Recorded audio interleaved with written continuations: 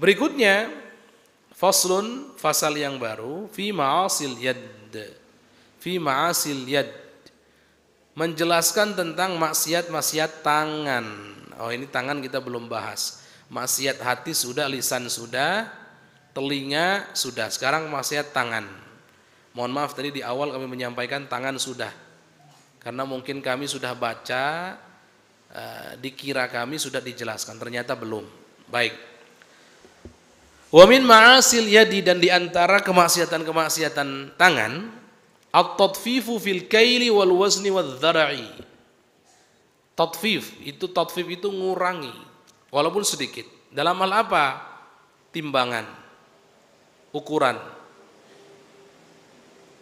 ngurangi walaupun sedikit. Kalau ditimbang yang dikurangi cuma 1 gram kok Ustaz, enggak boleh. Enggak boleh. Kan ada takaran ya, menggunakan literan itu contohnya. Harusnya dia rata, ini kurang sedikit. Nah, itu juga enggak boleh, haram. Atau timbangan harusnya 1 kilo itu 1000 gram, contohnya cuman di situ 999, enggak boleh. Haram walaupun 1 gram. Enggak boleh. Atau dhara itu ukuran pakai meteran. Ukuran pakai meter seperti kita ngukur kain. Kok kurang, harusnya 100 cm 1 meter itu. Ini kok dikasihnya 99 juga enggak boleh, haram. La abadan, haram. Intinya ada tipu-tipu di situ. Itu termasuk kemaksiatan tangan. Ini hati-hati betul ini ya, Masya Allah. Para pedagang, tolong kiloan-kiloannya itu dipastikan benar. Gini ya, prinsipnya gini. Kalau kita diberikan pilihan mengambil hak orang lain atau diambil hak kita oleh orang lain, maka pilih yang kedua. Jangan pernah pilih yang pertama. Mengambil hak orang lain resikonya berat. Tuntutannya berat. Siksanya berat. Kehinaannya berat. Kemurkaan Allah untuk kita berat dan mengerikan.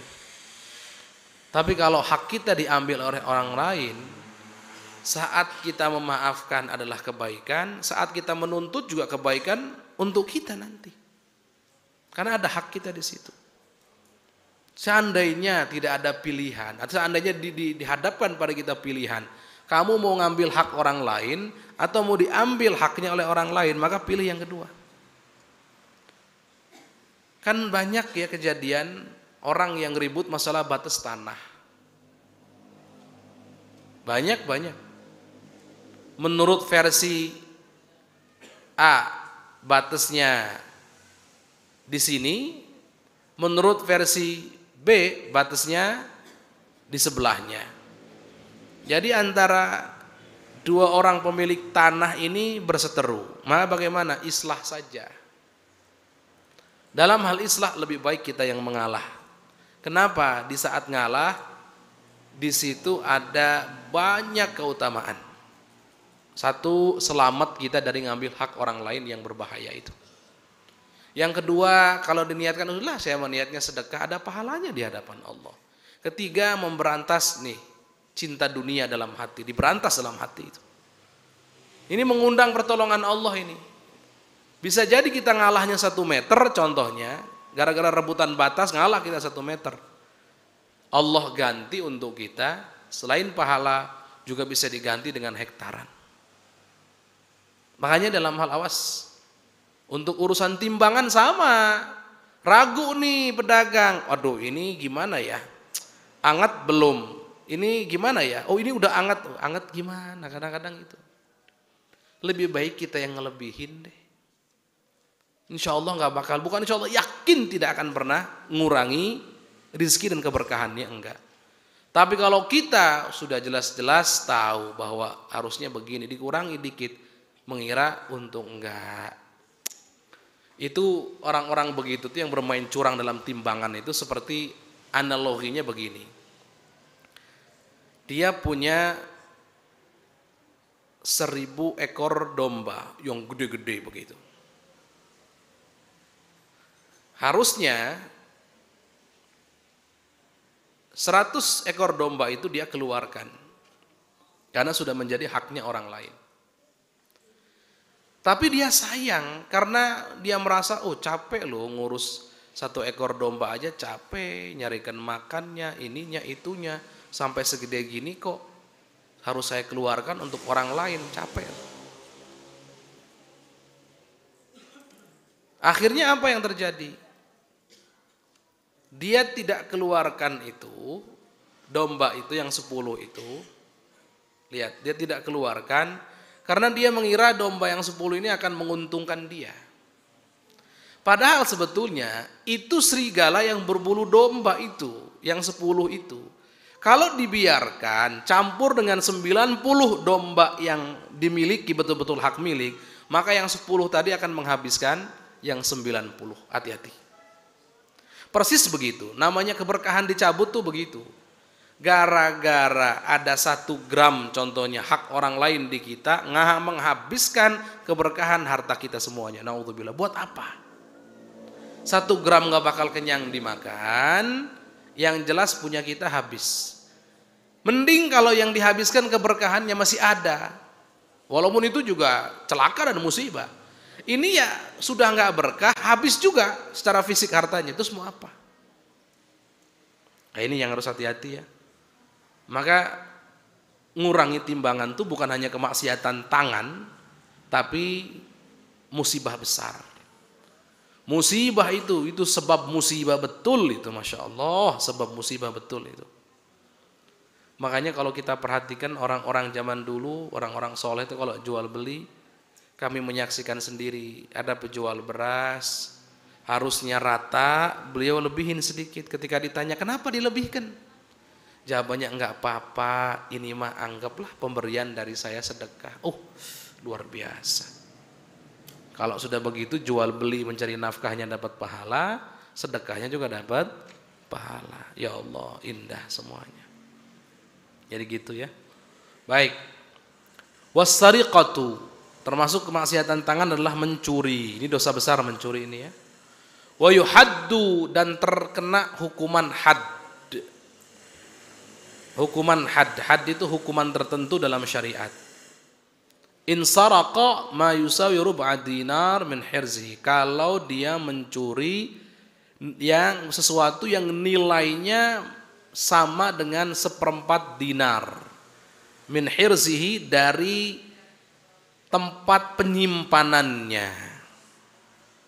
Hadnya apa? Hukumannya berupa apa? Biqat'i yadihil yumna, dipotong tangan kanannya sampai sini, dipotong.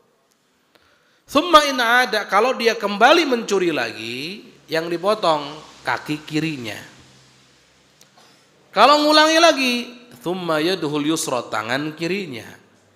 Kalau ngulangi lagi, kaki kanannya. Ini. Tapi ingat, tidak setiap pencurian itu hukumannya potong tangan, tidak. Pencurian yang mengakibatkan potong tangan itu kalau nilai yang dicurinya sama dengan 1/4 dinar. Sekarang 1 dinar itu sekitar 4, sekian gram. Berarti 1/4 dinar adalah 1, sekian gram. Kalau sekarang ya 2 juta lebih gitu deh. Itu pun juga kalaupun nilainya segitu, barang yang dicurinya bukan dari tempat simpanannya, tempat penyimpanannya, maka nggak boleh dipotong tangan. Contoh, ada orang naruh uang di depan rumah 500 juta contohnya, taruh di depan rumah, diletakkan begitu saja. Nah kan namanya uang mah bukan tempatnya, kan bukan lantai, bukan depan rumah begitu. Kok ada yang ngambil, haram, dosa, tapi nggak boleh dipotong tangannya, karena yang ngambil itu bukan dari tempat penyimpanannya. Berbeda dengan seorang pencuri masuk rumah ngambil perhiasan di kotak perhiasan, itu kan tempat penyimpanannya, atau di berangkas tempat penyimpanannya. Nilainya 1/4 dinar, berarti 2 jutaan lah. Nah maka dia berhak untuk dipotong tangannya, pantas dipotong tangannya. Kayak gitu.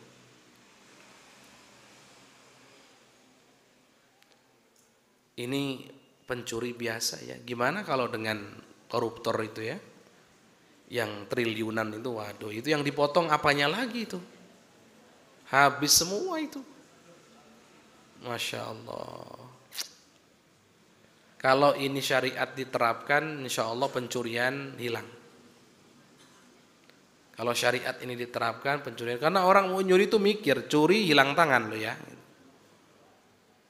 Tapi syariat Islam itu bijak. Itu kalau tidak ada syubhat sama sekali. Kalau ada syubhat, contoh orang kelaparan, kalau dia nggak ngambil hak orang lain, dia akan mati dengan keluarganya. Hanya dia ngambil haknya orang lain untuk sekedar nutupi rasa lapar saja. Kalau begini gimana? Nggak boleh dipotong tangannya. Makanya ada pepatah mengatakan, kalau seseorang mencuri karena di saat dia kaya, artinya dia cukup kok nyuri, maka dipotong tangan pencurinya. Tapi kalau ada orang mencuri karena lapar, yang dipotong tangannya itu hendaknya adalah pemimpinnya. Kenapa pemimpin nggak ngasih makan gitu? Ini bukan sungguhan hukum syariat, bukan. Tapi ini sindiran. Kalau sekarang satir atau apa namanya itu. Jadi gitu, kalau ada orang dia ngambil haknya orang lain, nilainya 1/4 dinar, di tempat penyimpanannya, di saat dia ngambil dalam posisi sebenarnya dia cukup, bukan orang yang kelaparan dan seterusnya, maka bagaimana? Maka dipotong tangannya gitu. Tapi kalau ada orang, rakyat, masyarakat kelaparan, Masya Allah, susah untuk makan, sampai terpaksa harus ngambil haknya orang lain, hanya untuk nutupi laparnya saja, untuk bertahan hidup, maka disindir dalam sebuah pepatah, yang dipotong adalah tangan pemimpinnya. Kenapa? Pemimpinnya kok diem saja nggak ngasih makan gitu. Jadi bukan berarti dipotong beneran, enggak, ini hanya sindiran saja, supaya kalau jadi pemimpin itu memperhatikan hak-hak rakyat. Kemaksiatan tangan adalah an-nahbu. Nahab ini kalau bahasa kitanya mencuri aja sama. Kalau bahasa Arab atau istilah fikih berbeda-beda. Kalau sariqah, mencuri itu sembunyi-sembunyi, itu mencuri. Kalau nahab, terang-terangan tanpa sembunyi-sembunyi. Ada lagi ghasab. Kalau ghasab terang-terangan juga. Cuman bedanya nahab dengan ghasab, kalau ghasab itu ngambilnya terang-terangan, cuman yang diandalkan adalah kekuatan, kekuasaan. Jadi diambil dengan paksa karena yang ngambil ini punya kekuatan untuk memaksa. Gitu. Kalau nahab enggak. Pokoknya asal ambil terang-terangan. Cuman bukan karena kekuatan, bukan karena kekuasaan, ya karena memang bisa ngambil aja secara terang-terangan. Kalau digambarkan sekarang ada namanya bajing loncat. Itu kan ngambil terang-terangan. Dibongkar itu truk, diambil isinya dari dalam truk, diambil terang-terangan, kelihatan. Ada lagi terang-terangan perampok. Dia mengandalkan kekuatannya, memaksa untuk ngambil. Nah, ini namanya ghasab. Nanti gitu perbedaannya tipis ya, tipis. Nah, kalau di pondok kok ada istilah santri jangan sampai gosop, itu terkadang hanya sebuah istilah supaya anak-anak santri itu ngeh bahwa ngambil punya orang itu walaupun katanya minjem, tapi minjemnya nggak ngomong, itu nggak boleh, berat begitu. Biar yang teringat, oh ini sesuatu yang berat, nggak ngentengkan dan seterusnya. Ya, gosop juga masuk. Makes itu apa? Ini tolong hati-hati ya. Makes ini apa yang dilakukan oleh raja atau pemerintah yaitu mengambil harta dengan paksa. Pokoknya dipaksa, diambil sekian dari rakyatnya. Ini maks namanya. Ini disepakati keharamannya tanpa terkecuali. Kalau pajak, di sini ada perdebatan. Perdebatannya apa? Pajak itu diambil dengan aturan sehingga bisa dibilang sukarela, walaupun ya kalau ditanya hati orang yang bayar pajak mesti kan nggak begitu plong ya gitu, nggak begitu. Itu orang bayar pajak, Pak, gimana, ikhlas nggak? Ya kalau ngomong sih ikhlas, tapi hatinya mungkin berat, kan begitu. Tapi bisa disebut sukarela dari sisi apa? Dari sisi kewajiban sebagai seorang warga negara. Karena peruntukannya beda. Kalau makes sisi peruntukannya untuk murni untuk raja itu, jadi hak pribadinya diambil jadi kekayaan si kerajaan atau raja itu. Tapi kalau pajak kan perbedaannya diambil bukan untuk kekayaan si raja, si pemerintah bukan, tapi dikembalikan untuk kemaslahatan rakyat katanya, kan begitu. Faktanya wallahu a'lam bissawab, semoga begitu. Tapi paling tidak ada yang seperti itu faktanya. Faktanya dari pajak itu dikembalikan, dibangun jalan, bangun ini, bangun itu untuk rakyat sendiri. Infrastruktur ini, itu, dan seterusnya. Kan begitu. Paling tidaklah aturannya begitu deh. Walaupun prakteknya mungkin ada salah-salah gitu ya. Nggak bisa semuanya disalahkan juga. Yang jelas begini, agar kita tidak gampang nyalakan. Tuh kan, pajak itu haram itu terjemahannya. Karena ada sebuah kelompok yang ngaji membacakan hadis kemudian dibacakan terjemahnya kepada jamaahnya. Terjemahnya begitu, barang siapa yang ngambil pajak dari rakyat maka itu adalah kezaliman, atau maknanya seperti itu. Itu kan terjemahan. Kalau yang redaksi yang pas adalah ini, maks. Nah, maka dari itu kalaupun ada perbedaan pendapat kita maklumi, karena memang ada perbedaan wajah. Sekali lagi, makes yang disepakati keharamannya itu diambil dari rakyat dengan paksa, tanpa aturan, pokoknya paksa. Bahasa dulunya adalah upeti, pokoknya ambil. Ukurannya nggak jelas, kapan waktu pengambilannya nggak jelas, pokoknya waktu diambil. Oke. Kemudian peruntukannya untuk siapa? Bukan untuk rakyat, tapi untuk yang ngambilnya, rajanya, untuk pemerintahnya. Kalau pajak bedanya apa?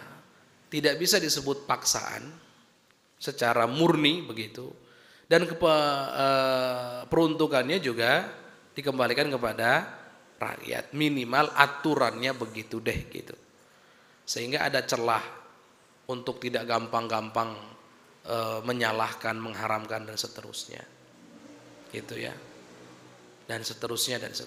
Baik. Nah, lagian juga kan keamanan negara ini yang membayar mereka siapa? Aparatur keamanan itu,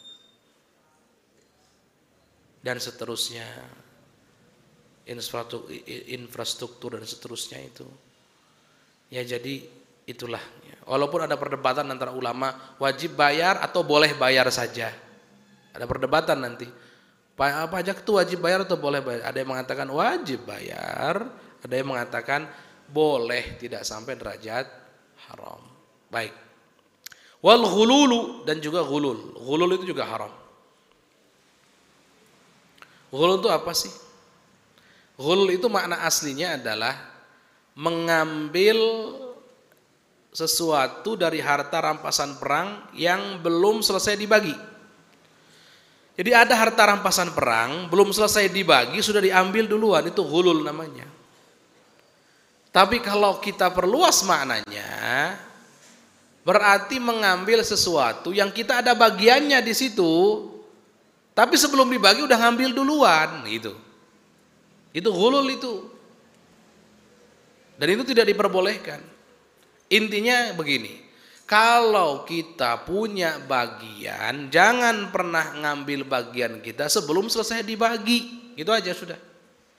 Kalau ngambil duluan sebelum selesai dibagi, masuk pada kategori ghulul yang tidak diperbolehkan. Yang tidak diperbolehkan sama sekali. Itu haram hukumnya. Sama seperti di pondok ini. Ini nadhirnya atau tanzir masalah. Mirip-mirip. Yang ada di tumbuhan atau pohon-pohonan, buah-buahan yang ada di pondok ini itu wakaf. Mauquf alaihnya diperuntukkan untuk siapa wakaf itu? Diperuntukkan untuk orang-orang yang ada di dalamnya. Berarti kalau begitu santri termasuk dong? Iya termasuk. Benar, termasuk santri. Berarti kalau ada buah-buahan di dalam pondok ini boleh dong dimakan santri? Boleh. Memang boleh, memang santri adalah warganya. Tapi sebelum dibagi jangan pernah ngambil gitu tuh. Karena kapan menjadi haknya? Kalau sudah dibagi. Kalau belum dibagi belum menjadi haknya. Awas, masih di atas pohon belum menjadi milikmu nak. Walaupun sudah di bawah pohon masih belum menjadi milikmu. Kapan menjadi milikmu? Kalau sudah dibagi sama orang yang memang berhak membagi. Sudah.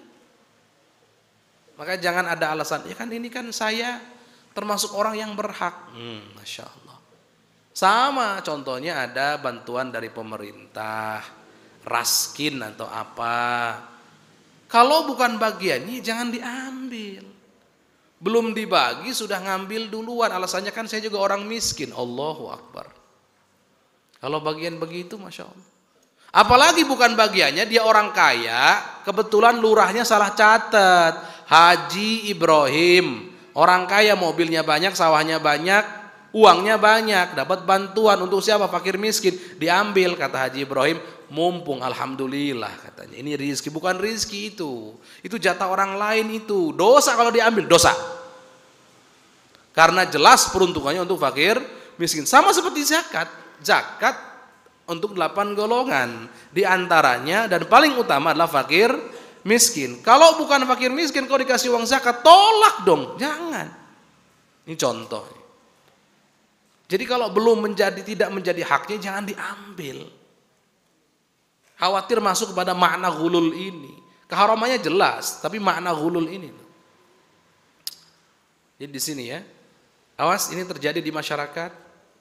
Kadang-kadang petugasnya tidak amanat. Diperintahkan untuk mendata warganya yang miskin, yang berhak, akhirnya keluarganya dimasukin semua padahal tidak miskin. Nggak boleh, haram. Keluarganya cukup sebetulnya, dimasukin semua namanya, diabsen satu-satu. Nanti dibagi itu sembako, dibagi itu raskin. Haram, menjerumuskan ke neraka jahanam. Jangan sekali-kali untuk begitu itu. Gitu ya, untuk anak-anak santri, baik yang di sini ataupun yang ada di Cirumput atau dimanapun, tolong perhatikan ini. Kalian belajar fikih dan belajar tentang hukum syariat. Jangan mentang-mentang ini kan pondok kami, pondok kita kan termasuk warganya. Buah-buahan tumbuhnya di pondok, berarti boleh dong, boleh, tapi tidak menjadi hakmu, belum menjadi hak dan milikmu sebelum dibagi. Jangan sentuh itu. Oke, kita lanjutkan. Wal qatlu wa fihi al kafaratu mutlaqan wa hiya itqu raqabatin mu'minatin salimatin wallahu a'lam bissawab.